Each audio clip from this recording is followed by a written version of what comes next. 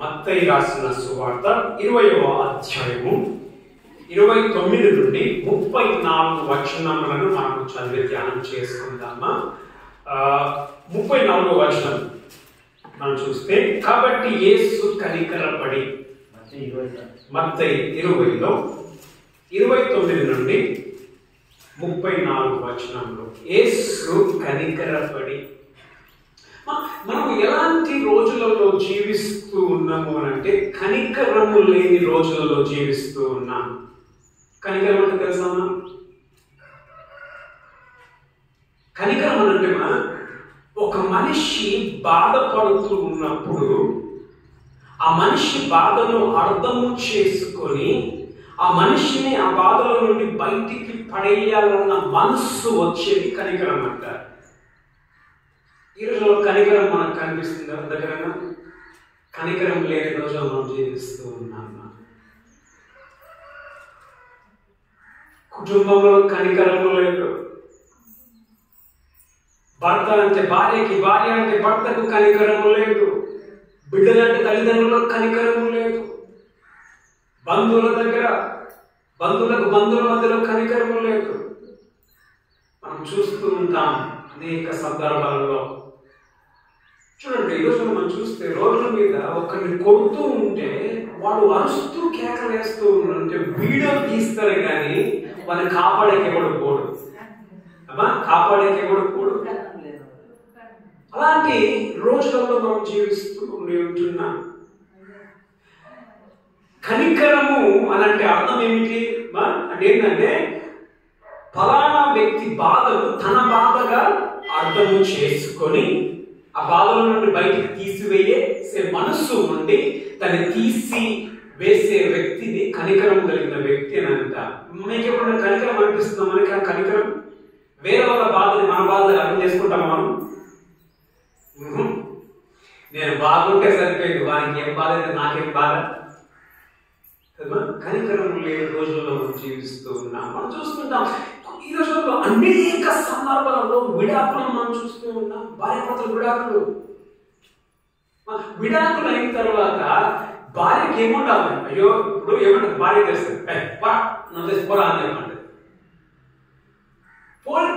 పోయిన తర్వాత భార్యకి మనసులో అనిపిస్తుంది, అయ్యో నేను పొమ్మని చెప్పాను కానీ ఎక్కడ తిరుగుతున్నాడో ఏం తింటున్నాడో అనిపిస్తుందా? అనిపించేది అనేది కనికరము లేదు. మన హృదయాలు మొండి మారిపోయినాయి. బండలాంటి హృదయాలను మనం జీవిస్తూ ఉన్నాం. భర్తే పొమ్మంటాడు, పోయి బతుకు అంటాడు. పాపం ఎక్కడెక్కడో తిరుగుతూ ఏం చేస్తుందో భర్తకు కూడా భార్య మీద, అయ్యో నా భార్య ఏం చేస్తుంది, ఏం తింటుంది అనే మనస్సు ఉంటుందమ్మా. ఈరోజు అదేం లేదు. కనికరము లేని రోజులలో మనము జీవిస్తూ ఉంటూ ఉన్నాం. పిల్లలు అంతే, తల్లిదండ్రుల మీద విచక్షణ రహితంగా ప్రేమ లేకుండా కొట్టడం, మాట వినకపోవడము. కనికరము లేని రోజులలో అయితే కనికరము కొరకు ఎదురు చూసే వాళ్ళు చాలా మంది ఉన్నారు. అయ్యో ఎవరైనా మమ్మల్ని ఆదుకుంటారా, మమ్మల్ని ఎవరన్నా ఈ బాధ నుంచి గట్టెక్కిస్తారనే చూసేవాళ్ళు కూడా, ఎదురు చూసేవాళ్ళు చాలా మంది ఉన్నారు. కానీ కనికరము లేని రోజులలో కుటుంబాలలో కనికరం లేదు. తల్లిదండ్రుల పిల్లల మీద కనికరం లేదు, పిల్లలకి తల్లిదండ్రుల మీద కనికరం లేదు, భార్య భర్తలకు వారి మీద కనికరము లేని రోజులలో మనము జీవిస్తున్న తరంలో మరి ఎక్కడ కనికరము అని మనం చూస్తే మనం చూస్తాం. 34వ వచనంలో యేసు కనికరపడి. ఈరోజు వాక్యాంశము కనికరము గల దేవుడు. మన బైబిల్ అనేక చోట్ల మనం చూస్తాం. కొన్ని చోట్ల యేసు ప్రభు ఒక చనిపోయిన పిల్లవాడిని తీసుకొని వెళ్తున్నప్పుడు తల్లి ఏడుస్తూ ఉంటుంది. ఆ శవం పోతూ ఉన్నప్పుడు తల్లి ఏడుస్తూ ఉంటే బైబిల్ చెప్తుంది యేసు కనికరపడి ఆ తల్లి బాధను ఆయన బాధలాగా చూశాడు యేసు ప్రభు. యేసు కనికరపడి ఆ బాబుని, చచ్చిపోయిన బాబుని లేపినట్టుగా మనం చూస్తాం. జనాలు కుటుంబలుగా జనాలు పోతూ ఉన్నప్పుడు వాళ్ళు కాపరి లేని గొర్రెల వల్లే వాళ్ళు త్రోవ తప్పిపోయినారని జనాలను చూసి యేసు కనికరపడ్డాడు. అమ్మా, నీవు నేను ఆరాధించు దేవుడు కనికరము కలిగిన దేవుడుగా ఉండి ఉంటున్నాడు. అదే మన వాక్య అంశము ఈరోజు. ఇక్కడ 29 వచనంలో మనం చూసుకుంటాం, యేసు యెరికో నుండి వెళ్ళుచుండగా బహుజన సమూహము ఆయన వెంట వెళ్ళిరి. ఎందుకమ్మా ఏసమడి ఎవరు వెళ్ళంట? యేసు వెళ్తూ ఉంటుంటే జనాలు జాస్తి జనాలు. ఎందుకు జాస్తి జనాలు? యేసు ప్రభు ఎక్కడికి పోయినా కానీ జనాలు మామూలుగా ఉంటున్నాడు. ఎందుకంటే ఆయన చేసే పనులు, ఆశ్చర్య కార్యములు, ఆయన చేసే పనులను బట్టి, ఆయన చెప్పే మాటలను బట్టి. ముఖ్యంగా యేసు ప్రభు వెనకాల పోయిన కారణం ఏంటంటే వాళ్ళకి కావాల్సిన రోగాల నుండి బయటపడేదో కానీ ఇలాంటి వాటి కొరకు పోయారు. సో వెళుతూ ఉన్నప్పుడు జన సమూహములు ఎక్కడ నుండంట? యెరికో నుండి యెరూషలేమునకు వెళ్తున్నాడు యేసు ప్రభు. యెరికో నుండి యెరూషలేము వెళుతూ ఉన్నప్పుడు ఇదిగో త్రోవ ప్రక్కన కూర్చున్న ఇద్దరు గ్రుడ్డి వారు యేసు మార్గమున వెళ్ళుచున్నాడని విని, ప్రభువా దావీదు కుమారుడా మమ్మను కరుణింపుమని కేకలు వేసిరి. కేకలు వేస్తూ ఉన్నారు ఇద్దరు గుడ్డి వారు. ఏమని కేకలు వేస్తున్నారు? దావీదు కుమారుడా మమ్మను కరుణించు. వీరు కేకలు వేయడానికి కారణం ఇద్దరు గుడ్డు వాళ్ళు ఏం చేశారంటే విన్నారు. ఏం విన్నారు? యేసు ఈ మార్గమున వెళ్ళుచున్నాడని విన్నారు. అంటే ఎట్లా విన్నారంటే మా జనాలు జాస్తి పోతా ఉన్నారు. వీళ్ళు ఎవరంట? వీళ్ళు భిక్షగాళ్ళు. త్రోవ ప్రక్కన కూర్చున్న ఇద్దరు గుడ్డి వారు వీళ్ళు భిక్షగాళ్ళు అని మనం చూస్తాం ఇంకో లేఖనంలో. ఓకేమా? వీళ్ళు భిక్ష ఎత్తుకునే వారు, రోడ్డు మీద భిక్ష ఎత్తుకునే వారు యేసు మమ్మను కరుణించి అని కేకలు వేశారని మనం చూస్తూ ఉన్నాం. వీళ్ళు విన్నారు. ఎట్లా విన్నారు? వీళ్ళు జనాలు పోతూ ఉన్నారు. జనాలు పోతుంటే ఏం చేశారు? అడిగారు, లేదా ఇంత శబ్దం వస్తుంది, ఎప్పుడు ఇంత శబ్దం రాలే, మనుషుల మాటలు వినిపిస్తున్నాయి, కాళ్ళ చెప్పుల శబ్దాలు వినిపిస్తున్నాయి అని చెప్పేసి అడిగినప్పుడు ఏమని తెలిసింది వాళ్ళకి? యేసు ఈ దారిలో పోతున్నాడని వాళ్ళకి అర్థమైంది. అర్థం కాగానే వాళ్ళకి తెలిసింది ఏంటంటే యేసు అంటే వాళ్ళు విన్నారు. ఉంటారు ఏం విన్నారు? యేసు గుడ్డి వాళ్ళకు కరుణిస్తూ ఉన్నాడు, కుష్టి వాళ్ళ రోగం బాగు చేస్తూ ఉన్నాడు, కుంటి వాళ్ళ కాలం ఇస్తూ ఉన్నాడు, చచ్చిపోయిన వాళ్ళని లేపుతూ ఉన్నాడు.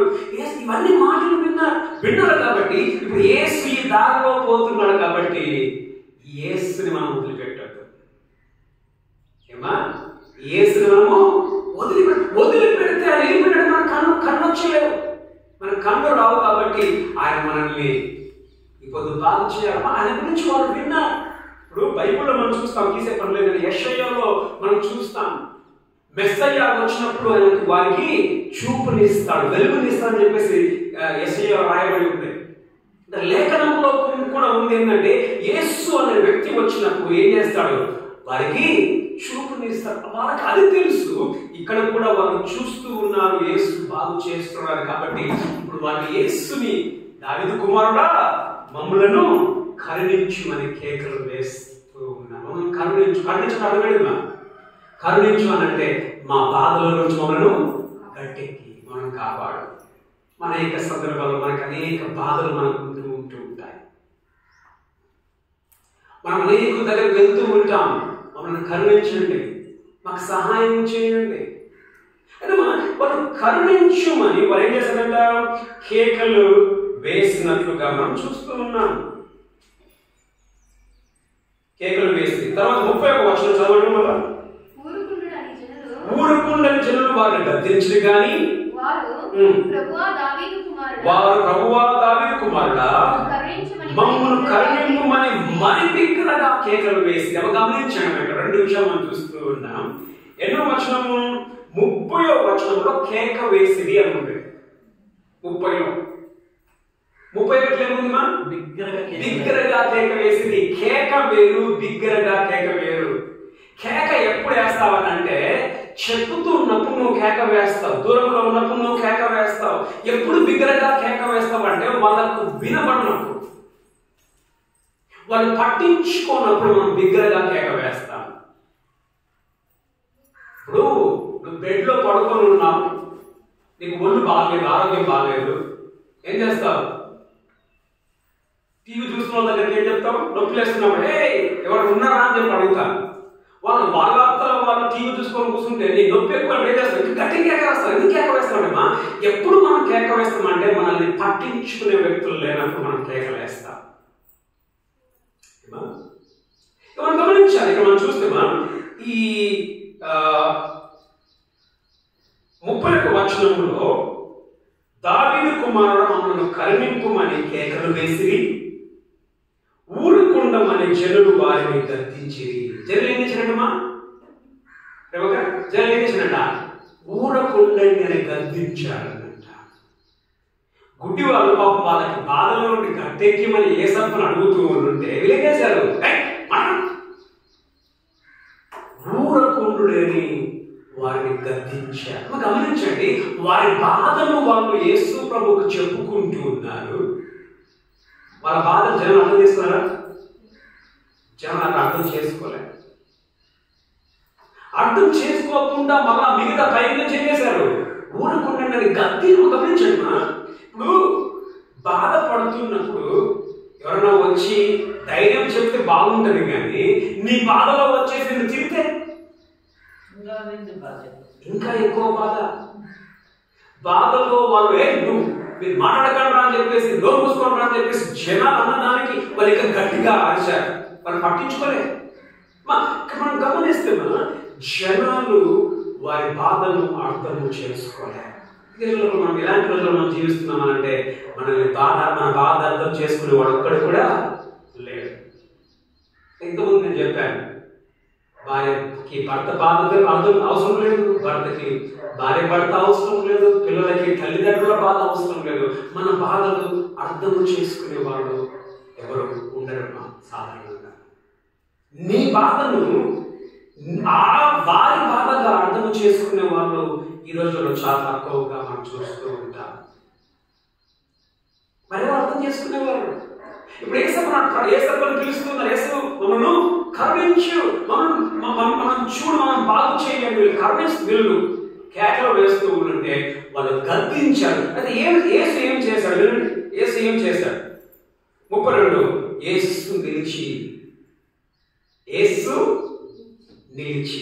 గమనించండి, యేసు వెళుతూ ఉన్నాడు, వాళ్ళు అరుస్తూ ఉన్నారు. జనం ఏం చేశారు? అరవద్దు అని గద్దించారు. యేసు ఏం చేశాడు? యేసు చేసినా నిలిచి. నిలిచిన అర్థమేంటి?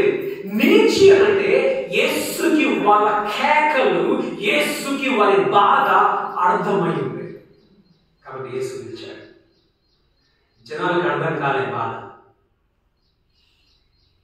యేసుకు అర్థమైంది బాధ. యేసు నిలిచి అంటే బైబిల్లో మనం చూస్తాము కొన్ని జాగాలలో యేసు ప్రభు సముద్రం మీద వెళ్తున్నప్పుడు తుఫాను, సముద్రం మీద పెద్ద గాలి వచ్చింది. పెద్ద గాలి వచ్చినప్పుడు యేసు ప్రభు ఏం చేస్తున్నాడు? పడుకొని ఉన్నాడు. శిష్యులు భయపడిపోయారు. భయపడిపోయి ఏం చేసి యేసు మేము నశించిపోతున్నాము, మీకు చింత లేదా అన్నప్పుడు యేసు ప్రభు లేచి ఏం చేశాడు? గాలిని గద్దించగా అని మనం చూస్తే, గద్దించగా గాలి నిలిచెను అని. నిలిచనిది సడన్ బ్రేక్. ఇక్కడ యేసు నిలిచను అంటమా, యేసుకి ఎప్పుడైతే ఆ కేక వినిపించిందో అట్లా యేసు ఆగిపోయాడు. కారణం తెలుసుమా? ఆయన వారి బాధలు అర్థం చేసుకున్నాడు. ఇక్కడ మనం కూర్చున్నా నీలో మనకు నీ బాధలో ఉండొచ్చు, నీ బాధను అర్థం చేసుకునే వారు ఎవరు లేకపోయి ఉండొచ్చు. నీ కొడుకులే కానీ, నీ భర్తే కానీ, నీ భార్యే కానీ, నీ ఇంట్లో ఎవరైనా కానీ, నీ ఊరు వారే కానీ ఎవరు అర్థం చేసుకుంటారు? యేసు ప్రభు నీ బాధను అర్థం చేసుకుంటాడు. ఎందుకు అర్థం చేసుకుంటాడు? ఆయన కనికరము గల దేవుడు. ఆయన కనికరము గల దేవుడు కాబట్టి ఆయన నీ బాధను అర్థం చేసుకుంటాడు మొదటిగా. తర్వాత యేసు నిలిచి వారిని 32వ వచనం, వారిని పిలిచి మనం చూస్తే ఇంకొక దగ్గర వేరే లేఖనాలలో మనం చూస్తే వారిని పిలువండి అని అంటాడు. వారిని పిలువండి. ఇప్పుడు వారిని పిలువండి అని అంటే ఇప్పుడు అక్కడ ఉన్న జనాలలో ఎవరైనా వాళ్ళ బాధను చూసి మీకు సహాయం చేస్తాం, ఏ సభ తెలుసుకొని చెప్తున్నారా? ఏ సభ తెలుసుకొని ఒక్కరు అంటే పట్టించుకోలేదు ఎవరు కూడా. మొదట వాళ్ళ బాధలు అర్థం చేసుకోలేదు, రెండోది పట్టించుకోలే. ఇప్పుడు పట్టించుకున్న వాళ్ళకి ఏం చేస్తుండే? చాలా ఏం చేస్తున్నావు? పట్టించుకోలే కదా అమ్మా, అరుస్తున్నావు కదా, నేను ఏ శబ్దాన్ని తీసుకుపోవాలన్నా ఏ శబ్దాన్ని బాగు చేస్తాడు. పట్టించుకోవాలి, కానీ ఎవరు పట్టించుకోలే. అనేక సందర్భాల్లో మన జీవితంలో కూడా మనం అనుకున్నాం, పట్టించుకున్న వాళ్ళు ఎవరు లేరు. కొన్నిసార్లు మన బాధలు, మనకు కొందరికి కొన్ని రకాల బాధలు ఏంటంటే, నాకు దిక్కు లేదు సార్, ఇంకా నా భార్య లేదు, నా భర్త లేడు, నాకు పిల్లలు లేరు, నేను అనాథను, నాకు పట్టించుకునేవారు ఎవరు లేరు. మనం చూస్తామా, యేసు వాడు నా దగ్గరికి తీసుకొని రండి అర్థమైందమ్మా. ఆయన పట్టించుకునే దేవుడు, ఆయనని పట్టించుకుంటాడు. ఇక్కడ నువ్వు కూర్చున్నావేమో, నన్ను పట్టించుకునే వారు ఎవరు లేరు అని. అమ్మ, యేసు ప్రభువు నిన్ను పట్టించుకునే దేవుడు. మొదట ఆయన నిన్ను అర్థము చేసుకుంటాడు నీ బాధలు, రెండోది నిన్ను పట్టించుకుంటాడు, రెండోది. తర్వాత వారిని పిలిచి 32వ వచనంలో నేను మీకేమి చేయబోచున్నానని అడగగా నేను మీకేం సహాయం చేయాలి. మూడో విధమా, నేను మీకేం సహాయం చేయాలి. యేసు ప్రభు మాట్లాడిన మాట మీకేం సహాయం చేయాలి. మాట వినమ్మా, వాళ్ళు మాట్లాడిన మాట ఎట్లుంది, యేసు మాట్లాడిన మాట ఎట్లుంది? ఎవరు మాట బాగుందా? వాళ్ళ మాట ఎట్లుంది? వాళ్ళే మాట మాట్లాడారు, గద్దించారు. వాళ్ళు బాధలో ఉన్నోనికి ఏం చేయాలా, ఏం సహాయం చేయాలి బాబు నీకు అనే మాట ఎట్లుంటది, నువ్వు ముసుకో మాట్లాడని చెప్పాలన్న మాట ఎట్లుంటది. మా మూడోది మనం చూస్తే యేసులాగా ఎవరు మాట్లాడలేరు. మొదట యేసులాగా నీ బాధను ఎవరు అర్థం చేసుకోలేరు, యేసులాగా ఎవరు పట్టించుకోలేరు. మూడోది యేసులాగా ఎవరు మాట్లాడలేరు. మన కీర్తనలో మనం చూస్తాం, 119వ కీర్తనలో నీ వాక్యమే నన్ను బ్రతికించుచున్నది, నా బాధలతో అదే నెమ్మదిని కలగజేయుచున్నది. ఎంత చక్కటి మాట. నీకేం సహాయం చేయాలి, ఏం చేయాలి? మరి యేసు అంత చక్కటి మాట్లాడాలంటే ఎక్కడికి పోవాలి? వీళ్ళు యేసు దగ్గరికి పోవాలి. మనం యేసు మాటలు మనం చదువుతూ ఉన్నాము, మన బైబిల్ని మనం చదువుతూ ఉన్నాము, ఆయన మాటలు మనం వింటూ ఉన్నామా? ఆయన మాటలు మనం విన్నప్పుడు ఆయన మాటలు మనకు అర్థమైంది. బాధలలో ఎన్నోసార్లు మనం ధైర్యం ఇస్తుందా కదా వాక్యం. ఏడుస్తున్నప్పుడు, సోలిపోయినప్పుడు, భయములో ఉన్నప్పుడు దేవుని వాక్యము మనల్ని ధైర్యపరుస్తుంది. మొదటిమా, ఆయనలాగా మనల్ని ఎవరు అర్థం చేసుకోరు. రెండవది, ఆయనలాగా మనల్ని ఎవరు పట్టించుకునేవారు ఉండరు. మూడవదిగా, ఆయనలాగా మనతో ఎవరు మాట్లాడలేరు. ఆయనలాగా మనతో ఎవరు మాట్లాడలేరు. ఎంత ప్రేమ కలిగిన మాటలు, ఎంత ధైర్యం ఇచ్చే మాటలు. ఇప్పుడు మీకు ఏం సహాయం చేయాలన్న వాళ్ళకి ఎంత ధైర్యం వచ్చడం, వాళ్ళకి సహాయం ఇస్తుంటారు మనకి. ఆయన ధైర్యం ఇచ్చే మాటలు ఆయనలాగా ఎవరు మాట్లాడలేరు. ఆయనలాగా ప్రేమ కలిగిన మాటలు ఎవరు కూడా మాట్లాడలేరు. మూడవదిగా, తర్వాత ఏమి చేయకూర్చున్నాడు గనక వారు ప్రభువా మా కన్నులు తెరవవలనంది. కాబట్టి యేసు కనికరపడి వారి కన్నులు ముట్టెను, వారి కన్నులు ముట్టెను. ఒక మాట, వీళ్ళు ఎవరు? వీళ్ళు గుడ్డివారు ఒకటి, రెండవది భిక్షగాలు. వీళ్ళు భిక్షగాలు ఎంతమంది ముట్టుకుంటారు? ఎంతమంది భిక్షగాలు ముట్టుకుంటారు? భిక్షగాలు మనం ముట్టుకోం. కాసులు వేసేకి నువ్వు ఇస్తున్నావు కానీ ఆ కాసు కూడా పైకి వేస్తావు. ఎందుకు? తగలొద్దు, వాళ్ళ చేతికి తగలొద్దు. భిక్షగాలు కాబట్టి. ఎందుకన్నా భిక్షగాలు సాధారణంగా మనం తెలుసు, వస్తాక స్నానం చేసుకోరు, వాళ్ళ బట్టలు నల్లగా అయిపోతాయి, మురికితో ఉండిపోతాయి, రోడ్డు మీద వాసన కూడా రావచ్చు స్నానం చేయడం దాన్ని బట్టి. కాబట్టి మనం తాకం, వాళ్ళ తాకం ఒకటి. రెండోది మనం చూస్తే, ఇప్పుడు యేసు వాడిని తీసుకొని రమ్మని చెప్పాడు. ఎక్కడ జనాలు చెప్పాడు, ఏం చెప్పాడు? ఆ గుడి వాళ్ళ దగ్గరికి తీసుకొని రమ్మని. ఇప్పుడు తీసుకొని వచ్చిన కూడా ఎట్లా తీసుకుపోయి ఉంటారు చెప్పండి? ఎట్లా పట్టుకొని ఉంటారు వాళ్ళు?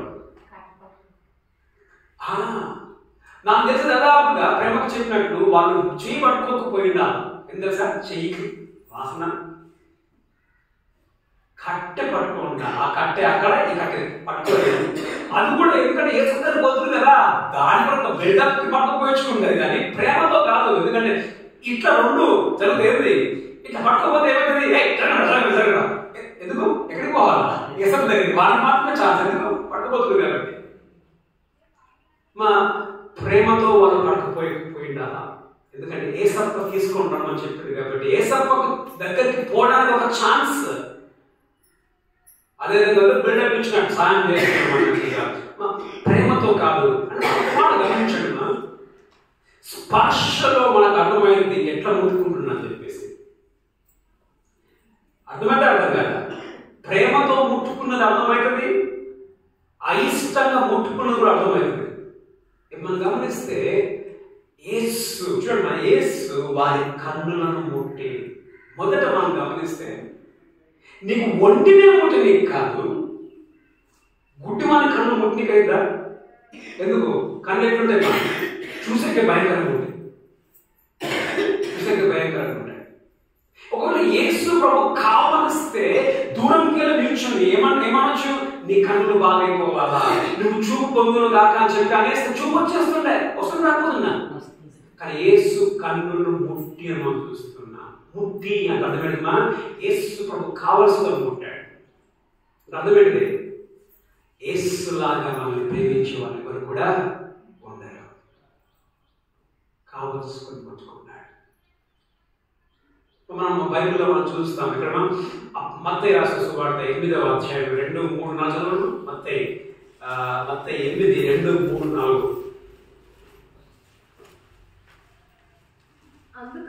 అందుకు ఆయన చెయ్యి చాపి ఇంకొక పైన ఇదిగో కుష్ఠరోగి వచ్చి ఆయనకు మొక్కి ప్రభువా నీకు ఇష్టమైతే నన్ను శుద్ధిగా చేయగలవని. కుష్ఠరోగి మాకు తెలిసిందే.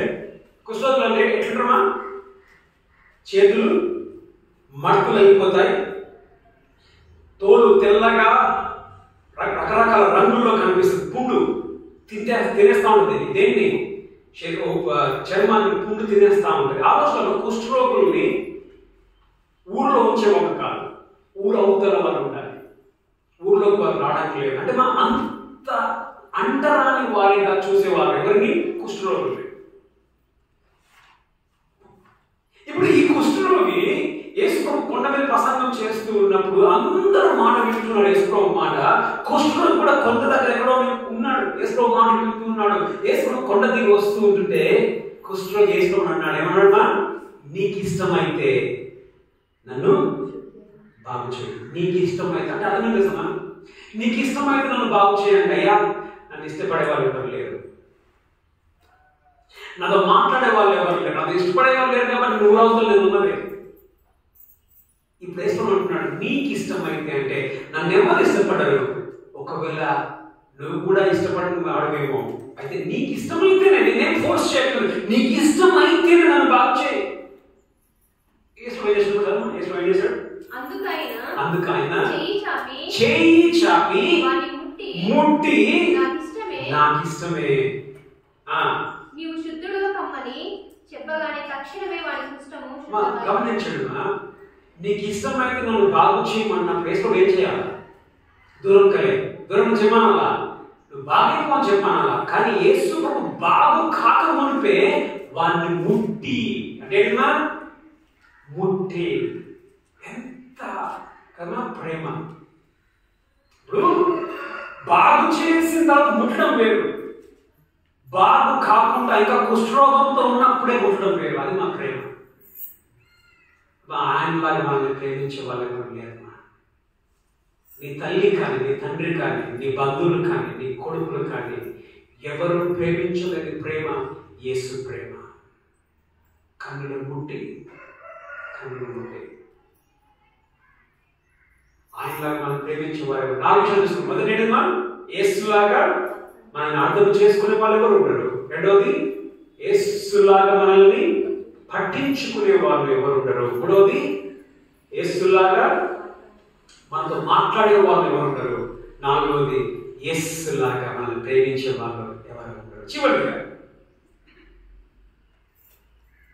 వారి 34వ వచనం, వారి కళ్ళు ముట్టెను, వెంటనే వారు దృష్టి పొంది ఆయన వెంట వెళ్ళిరి. వెంటనే వారు దృష్టి పొంది ఆయన వెంట వెళ్ళిరి. వెంటనే దృష్టి పొంది అని అంటే గమనించండి, మరి ఇప్పుడు జనాలకి యేసు ప్రభు చెప్పాడు, ఏమని చెప్పాడు? నా దగ్గరికి తీసుకొని రండి అని చెప్పి అన్నాడు. జనాలు కళ్ళించకైందా? ఇప్పుడు జనాలు సాయం చేసకైందా కాలేదా? జనాలకు సాయం చేసకైందా కాలేదా? జనాలకు సహాయం చేసే కైంది, కానీ కళ్ళించే కాలేదు. మా జనాలు ఒక లిమిట్ వరకు మాత్రమే నీకు సహాయం చేయగలరు. ఆ లిమిట్ దాటి వాళ్ళు సహాయం చేయలేరు. యేసు లాగా నిన్ను తాకేవాడు ఎవరు లేరు. అంటే యేసు లాగా నిన్ను ముట్టేవారు, నీకు సహాయం చేసేవారు ఎవరు లేరు. ఎవరైనా నీకు సహాయం చేసేంత వరకు ఒక లిమిట్ వరకు మాత్రమే వారి సహాయం. లిమిట్ దాటి వాళ్ళు సహాయం చేయలేరు.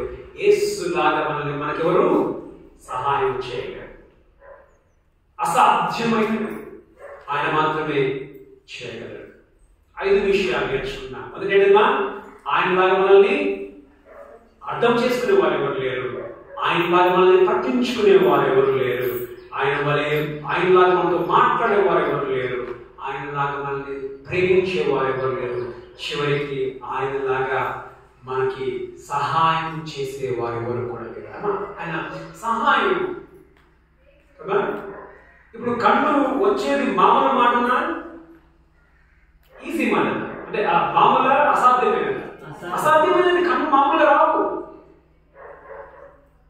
కన్నులను ఇచ్చాడనంటే ఆయన అసాధ్యమైన కార్యక్రమం చేయగలడు.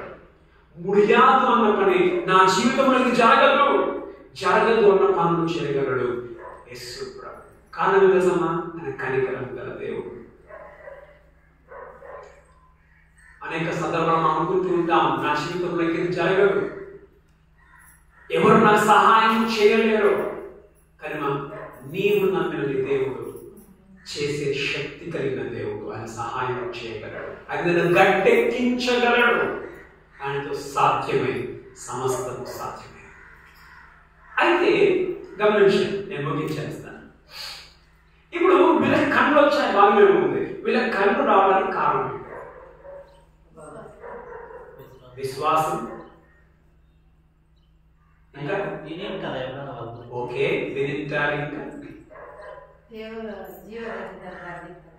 పడుతుంటారే. ఓకే, ఇక్కడ మనం చదివిన దాన్ని బట్టి ముఖ్యంగా వాళ్ళ కళ్ళు రావడానికి కారణం మాట దేవుడు. దేవుడు వాళ్ళకి కళ్ళు రావడానికి మొదటి కారణం ఏంటంటే వాళ్ళు కేకలేశారు. కేక లేకపోయింటే యేసు ప్రభు ఆయన దారిన వెళ్ళిపోతాము. కేకలేశారు, అయ్యా మమ్మల్ని కరుణించు. నీ దేవుడు నిన్ను బాగు చేయాలనంటే మనం చేసిన నిజమా? కేకలేయాలి. అయ్యా మనం కరుణించు. అయ్యా నా భర్తను కరుణించు, అయ్యా నా కొడుకును కరుణించు, నా కుటుంబం మీద నీ కన్నుంచు, నా బాధల మీద నీ కన్నుంచు. మనము కేకలు వేయాలి కదా. మనకు ఆయన కనికరం కావాలి. కావడం లేదా? మనకు కనికరం కావాలి. అప్పులున్నాయి, అప్పుల నుంచి బయటపడాలంటే ఎవరు? మనకు కనికరం కావాలి. బిడ్డల బ్రతుకుల గురించి కనికరం కావాలి లేదా? బిడ్డలను చూస్తే భయం అవుతుంది, బిడ్డలు మాట వినరు. రేపొద్దున మనం గంజి పెట్టడం గ్యారెంటీ లేదు బిడ్డలను చూస్తే. మన బిడ్డల మీద దేవుని కనికరం కావాలి. ఎలాంటి బాధలు ఉన్నావో నీకు తెలుసు. నీ బాధల మీద నీ దేవుని దృష్టి పడాలి. నీ దేవుని దృష్టి పడాలి, ఆయన కనికరం పడాలి, ఆయన మనల్ని గట్టెక్కించాలి. అంటే మనము చేస్తుంటే కేకలేయాలి. అయ్యా నన్ను చూడు, అయ్యా నా బిడ్డల బతుకు చూడు, అయ్యా నా కుటుంబ పరిస్థితి చూడు. మనం కేకలేయాలి. మనం కేకలు వేస్తున్నాం. అమ్మ కేకలు అంటే అడుగు పెట్టింది ప్రార్థన. వాళ్ళు కేకలు వేస్తారు, గట్టిగా కేకలు వేస్తారు. నువ్వు గట్టిగా కేకలే, గట్టిగా కేకలు ఇల్లు పగిలిపోయేటట్లు కాదు. అడుగు, మాటి మాటికి అడుగు దేవుణ్ణి, మాటి మాటికి అడుగు. వాళ్ళు అడిగారు, వచ్చారు. వచ్చినప్పుడు వాళ్ళు గద్దించారు, కానీ ఇంకా గట్టిగా వచ్చారు.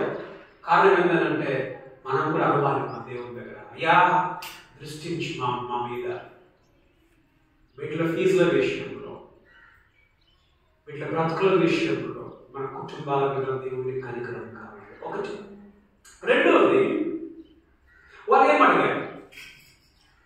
మొదట కనికరం అంటే మనం ఏం చేయాలి? మనం దేవుడు మనం సాయం చేయాలి, ఏం చేయాలి? మనం అరవాలి, ప్రార్థన చేయాలి, చెప్పుకోవాలి. రెండవది, వాళ్ళు ఏమడిగారు? ఏమడిగారు?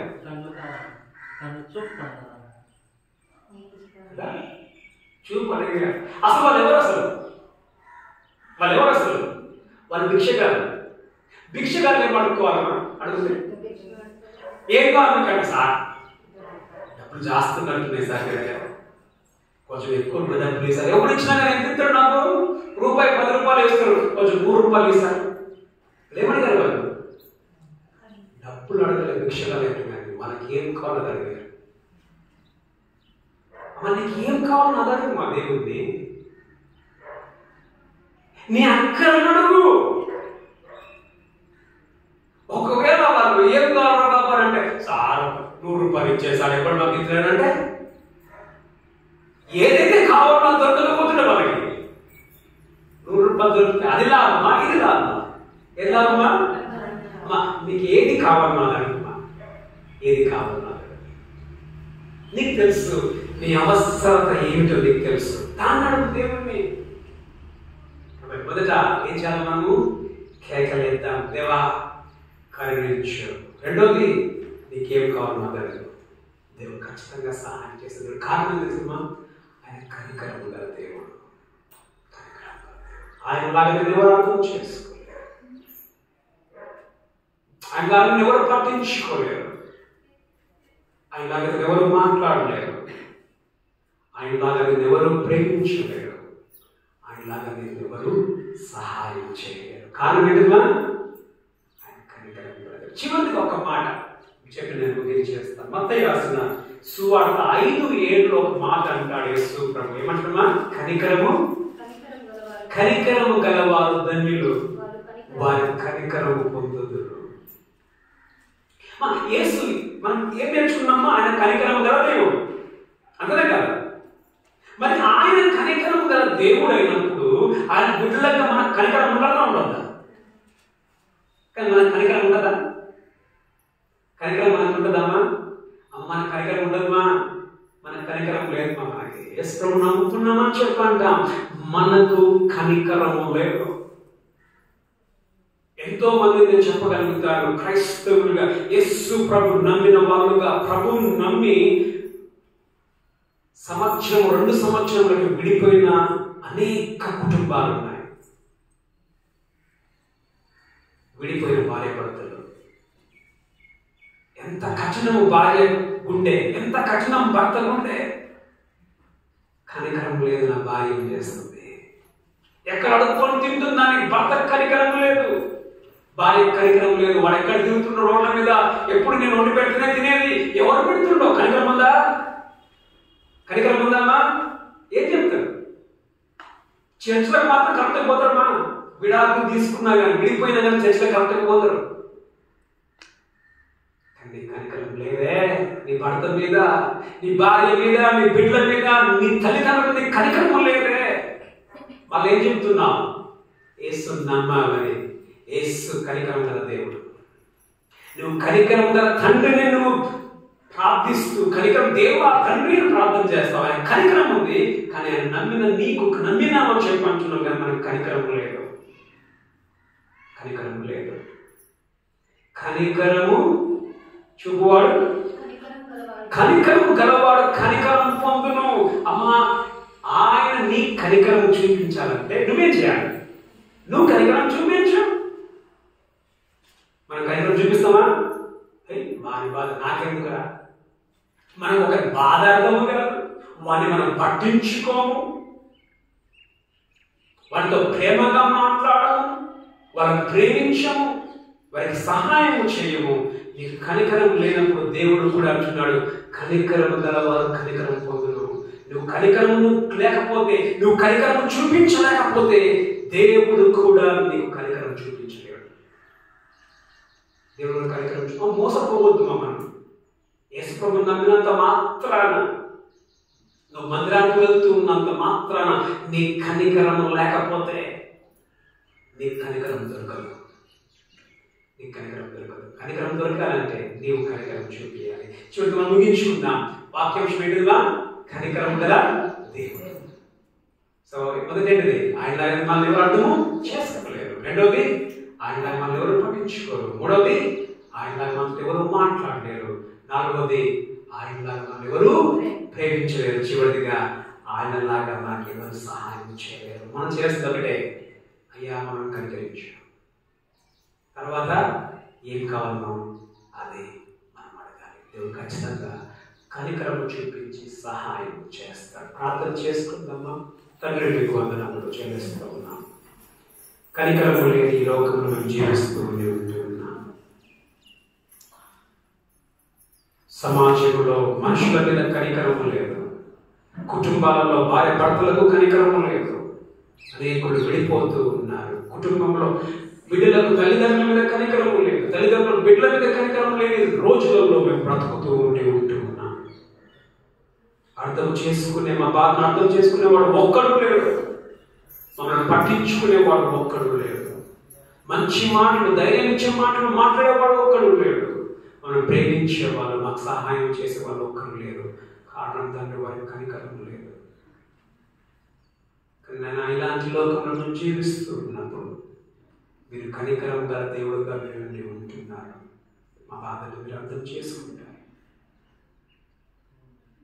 ప్రభా, మరి మా ప్రభా మీరు సహాయపడే దేవుడుగా మీరు ఉంటున్నారు. పట్టించుకుంటారు. అనేక సమయం బాధపడుతున్న అయోధను పట్టించుకునే వాళ్ళు ఎవరు లేరే. మీరు పట్టించుకుంటారు. దాన్ని బట్టి మీకు కోరినాము. అయోధతో మాట్లాడే వాళ్ళు ఎవరు లేరే.